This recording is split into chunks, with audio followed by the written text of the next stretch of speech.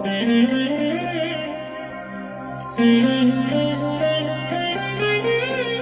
దినం పరము నుండి దిగివచ్చు మాట. ఇది నీ జీవితానికి వెలుగుల బాట. నీ ఒడిలో ఉంచబడిన దీవెనల మూట, అద్భుతాల ఆనంద ఊట. జూన్ 8. సంవత్సరమంతా మీరు బైబిల్ చదివి ముగించడానికి ఈరోజు మీరు చదవలసిన లేఖన భాగము ఉదయం 2వ దినవృత్తాంతములు 30-31 అధ్యాయములు, సాయంత్రం యోహాను సువార్త 18వ అధ్యాయము 1 నుండి 18వ వచనం వరకు. ప్రియమైన దేవుని బిడ్డలారా, ఈ ఉదయకాల సమయంలో పరలోకపు దేవుని మంచు మీ మీద బలముగా కుమ్మరించబడునుగాక. కృపాక్షేమములు మిమ్ములను ఎల్లప్పుడూ నడిపించునుగాక. ప్రియ దేవుని బిడ్డలారా, ఎలా ఉన్నారు? మీరు మీ కుటుంబం క్షేమంగా ఉన్నారా? ప్రభు యొక్క దయ, ప్రభు యొక్క కనికరం ఎల్లప్పుడూ మీకు తోడై ఉండుట ద్వారా ఆ క్షేమాన్ని మీరు అనుభవిస్తారు. మన దేవుడు క్షేమమును విస్తరింపచేస్తాడు. నిరీక్షణతో ప్రభునందు మీరు స్థిర విశ్వాసం కలిగి ఉండండి.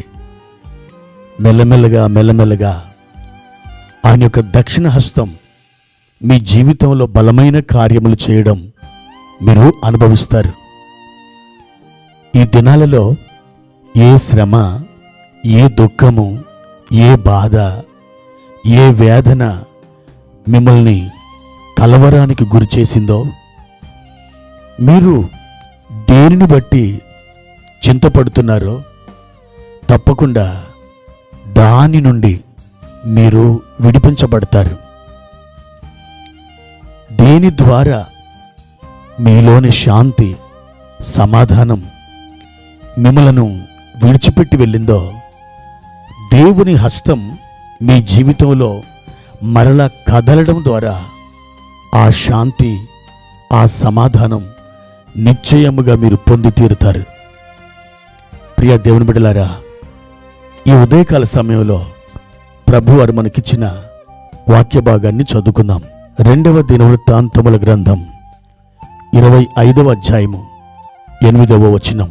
అలాగు పోవలనని నీకున్న ఎడల పొమ్ము, యుద్ధము బలముగా చేసినను దేవుడు నీ శత్రువుల ఎదుట నిన్ను కూల్చును. నిలవబెట్టుటయు పడవేయుటయు దేవుని వశమే గదా. ప్రియులారా, ఎప్పుడైనా ఈ వాక్య భాగాన్ని గురించి మీరు ఆలోచన చేశారా? యూదా రాజైన అమజ్యా ఎదోమీయుల మీదికి యుద్ధానికి వెళుతున్నాడు. ఎదోమీయులు షేయిరులో నివసించినటువంటి ప్రజలు. వీరిని షేయిరు వాసులని కూడా వాక్యం సెలవిస్తుంది. ఈ అమజ్యా 3 లక్షల సైన్యం తాను కలిగి ఉండగా, నేను షేయిరు దేశం మీదకి యుద్ధానికి వెళ్తున్నాను, గెలుస్తానో లేకపోతే నేను ఓడిపోతానో అనే ఒక సందేహంతో ఇశ్రాయేలీలలోని 1,00,000 మంది సైనికులని 200 మనుగుల వెండికి వారిని కుదుర్చుకొని మొత్తం 4 లక్షల సైన్యముతో ఆ షేయిరు దేశం మీదకి యుద్ధానికి అతడు సిద్ధపడుతున్నాడు. అలాంటి సమయంలో దైవజనుడైన ఒక మనుష్యుడు అమజ్యా దగ్గరికి వచ్చి, రాజా, నీవు అలాగు పోవలనని నీకుంటే నువ్వు వెళ్ళొచ్చు. యుద్ధము బలముగా చేసినను దేవుడు నిన్ను నీ శత్రువుల దగ్గర నేల కూల్చివేస్తాడు. పడగొట్టడం, నిలబెట్టడం అది దేవుని వశమే. ఆ ఇశ్రాయేలీయులని, ఆ 1,00,000 మంది సైనికుల్ని నువ్వు వెనకకి తిరిగి పంపించేశాయి అని ఈ దైవజనుడు అమజ్యా రాజుకి దేవుని మాటలని అందించాడు. ఆ ఇశ్రాయేలు యొక్క సైన్యాన్ని తనతో పాటు అమజ్యా తీసుకుని వెళ్ళడం తప్ప? నా ప్రియ దేవుని బిడ్డలారా, ఉత్తర రాజ్యమైనటువంటి ఈ 10 గోత్రాలని ఇశ్రాయేలు రాజ్యమని పిలిచారు. వీరిని 19 మంది రాజులు పరిపాలించారు. ఈ 19 మంది రాజులు కూడా విగ్రహారాధికులు, దేవుని మాటని లక్ష్య పెట్టనటువంటి వారు, ధర్మశాస్త్రాన్ని తృణీకరించిన వారు, దైవజనులను ప్రవక్తలను హింసించిన వారు. ఒక్క మాటలు చెప్పాలంటే ఈ ఉత్తర రాజ్యమైనటువంటి ఈ ఇశ్రాయేలుని పరిపాలించిన ఈ రాజులందరూ కూడా దేవునికి కోపం పుట్టించారు. వారి ప్రవర్తన మూలముగా దేవుణ్ణి దుఃఖపెట్టారు. అప్పుడు దేవుడు వారి యొక్క సొంత చిత్తానికి వారిని అప్పగించాడు.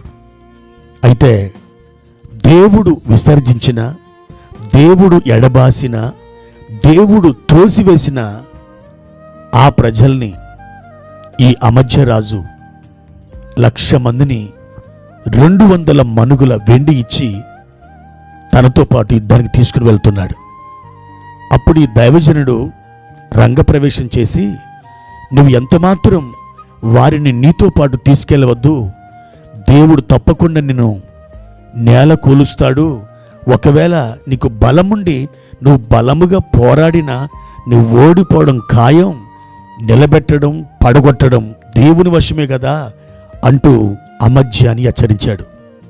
ప్రియమైన దేవుని బిడ్డలారా, దేవుని చిత్తములో లేని ఆ స్థలానికి వెళ్ళి సహాయం పొందుకోవడం అది మన జీవితానికి ఎల్లప్పుడూ ప్రమాదమే. నీవు నీ సొంత బలం మీద లేదా ఇతరుల బలం మీద నీవు ఆధారపడి నీవు దేవుణ్ణి ప్రక్కకు త్రోసివేసి, నాకు పలాని బలముంది, నాకు పలానిదే, నాకు ఈ బలముగా ఉండగా ఇంకా నాకేం తక్కువ, నేను తప్పకుండా గెలిచేస్తాను అని దేని మీదనో నీవు ఆధారపడి నీవు దేవుణ్ణి తృణీకరిస్తున్నావేమో. ఈ ఉదయకాలం ప్రభు నీతో మాట్లాడుతున్నాడు. నా ప్రియ బిడ్డ, నా తోడు నా సన్నిధి లేకుండా నువ్వు ఎంత తీవ్రముగా పోరాడినా నువ్వు జయం పొందలేవు. నన్ను తృణీకరించి నాకు వేరుగా ఉండి నువ్వు ఏమీ సాధించలేవు. ఒకవేళ ఈ లోకానుసారంగా ఏ బలము నీకు లేకపోయినా నేను గనక నీకు తోడుగా ఉన్నట్లయితే తప్పకుండా నీవు నిలబడడం ఖాయం, నీవు జయించడం ఖాయం అని దేవుడు సెలవిస్తున్నాడు. ప్రసంగి గ్రంథంలో సొలొమోను రాస్తూ అంటాడు, వడిగలవారు పరుగులో గెలవరు. వాస్తవానికి బాగా పరిగెత్తగలిగిన వారే ఆ పరుగు పందెంలో గెలుస్తారు. కానీ మరి లేఖనం ఎందుకు ఇలా చెప్తుంది? వడిగలవారు పరుగులో గెలవరంట. అంటే తమ సొంత బలం, సొంత శక్తి మీద ఆధారపడి ఒకవేళ ఆ పోరాటంలో మీరు ముందుకు సాగితే మీరు అపజయం పాలవుతారు అంటున్నాడు. ఒకవేళ మీకు ఏ బలం లేకపోయినా నా మీద ఆధారపడి మీరు అడుగులు ముందుకేస్తే మీరు గెలవడం నిశ్చయం అని చెబుతున్నాడు. కాబట్టి డబ్బు మీదనో, బంధు బలగాల మీదనో, లేకపోతే అధికారం మీదనో, లేకపోతే మీకు తెలిసిన ఆ పలుకుబడి కలిగినటువంటి వారి మీదనో మీరు ఆధారపడుతున్నారేమో. ప్రియ దేవుని బిడ్డలారా, వారు సహాయం చేయడానికి, నిన్ను అందలం ఎక్కించడానికి వారు సృష్టికర్త అయిన దేవుడు కారు. దేవుడు మాత్రమే నిన్ను నిజముగా ఆశీర్వదించి ఆత్మ సంబంధమైన దీవెనలతో నింపగలిగిన సమర్థుడై ఉన్నాడు. ఆయన మీద నువ్వు ఆనుకో. ఈ దినం ఆయన మీద నీ భారం వేసి నువ్వు నడుచుకుంటే నీవు వడిగా పరిగెత్తలేకపోయినా నీ పరుగు పందెములో మాత్రం నువ్వు గెలిచి తీరుతావు. దేవుని హస్తం నీ కొరకు ఈ కార్యమును చేసి తీరుతుంది. అట్టి కృప ప్రభు నీకు దయచేయునుగాక. ప్రార్థన. ప్రియమైన తండ్రి, మీ పరిశుద్ధమైన పాదాలకై స్తోత్రాలు. ఈ ఉదయకాల సమయంలో మీ నామము స్తుతినందునుగాక. మా ప్రియ తండ్రి, ఒక్కసారి మా ప్రియులను కనికరించండి. నీ కృపా హస్తాలకి వారిని అప్పగిస్తున్నాను. అయ్యా, మేము మా సొంత శక్తి చేత, మా బలము చేత ఎంత తీవ్రముగా పోరాడినను మా జీవితంలో ఎన్నడూ విజయాన్ని సాధించలేము. మా ప్రియ తండ్రి, మీపైనే మేము ఆనుకుంటున్నాం, ఆధారపడుతున్నాం. మీరు సహాయం చేయండి. మీ ఘనమైన నామానికి మహిమ ఘనతలు తెచ్చుకునండి.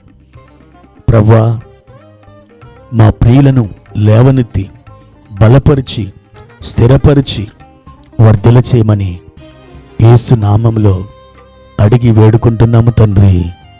ఆమెన్.